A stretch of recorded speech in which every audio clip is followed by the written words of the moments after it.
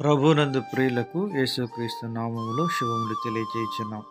ఈ దినము హెబ్రోన్ క్యాలెండర్ వాగ్దానము, మీకు కరువు రానియక ధాన్యమునకు ఆజ్ఞ ఇచ్చి అభివృద్ధి పరతును. యెహెజ్కేలు గ్రంథము 36వ అధ్యాయం 29వ చరణంలో దేవుడు ఈ మాటలు దైవజనుడు యెహెజ్కేలుతో మాట్లాడుతూ ఉన్నాడు. ఇజ్రాయేలు జనాంగం అంతా కూడా దేవుని దృష్టిలో వారు దుష్ప్రవర్తన కలిగి, వారు దేవుని యొక్క చిత్తానికి వ్యతిరేకంగా ఆయన యొక్క మార్గమును అనుసరించకుండా లోకానుసారంగా వారు వ్యవహరించిన తీరును బట్టి దేవుడు తన యొక్క ఉగ్రతను చూపుతూ ఉంటున్నాడు.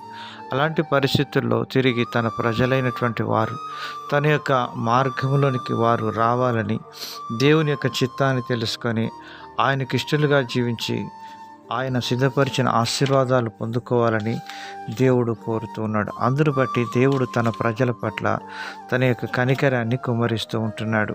యెహెజ్కేలు గ్రంథం 36వ అధ్యాయం 25వ వచనం అంటున్నాడు, మీ అపవిత్రత యావత్తు పోవునట్లు నేను మీ మీద శుద్ధ జలము చల్లుదును.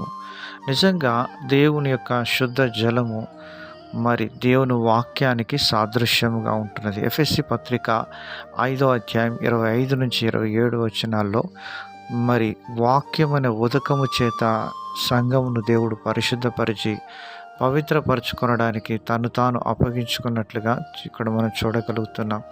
కనుక మీకు కరువు రానియక ధాన్యమునకు ఆజ్ఞ ఇస్తున్నట్టున్నాడు. ఎటువంటి పరిస్థితుల గుండా మనం వెళ్తున్నప్పటికీ మన అవసరతలు, మన అక్కర్లన్నీ కూడా క్రీస్తు యేసు మహిమలో మన ప్రతి అవసరం తీరుస్తాడని ఫిలిప్పీ 4:19 అపోస్తలుడైన పౌలు గారు ఫిలిప్పులో ఉన్న సంఘానికి రాస్తూ ఉన్నాడు. ప్రియమైనటువంటి దేవుని ప్రజలారా, నీ జీవితంలో కరువు రాకుండా నీకు ఉండాలి అంటే నీవు రూతు వలె మనము బోయాజు పొలములో పరిగెని ఏరుకునేటువంటి వారంగా ఉండాలి.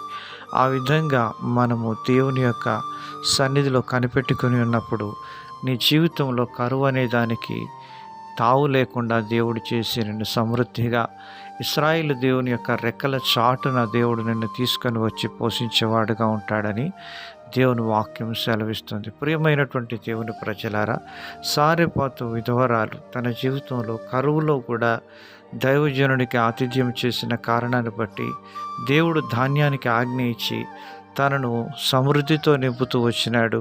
తాను తన కుమారుడు కరువు తీరేంత వరకు సమృద్ధిగా భోజనం చేస్తూ వచ్చినారు. అలాగిన దేవుని యొక్క చిత్తాన్ని మన జీవితంలో చేసినప్పుడు సమృద్ధిని అనుభవించే వారంగా ఉంటాము. అలాంటి కృపను ప్రభు మనందరి జీవితాల్లో దీవించి ఆశీర్వదించును గాక.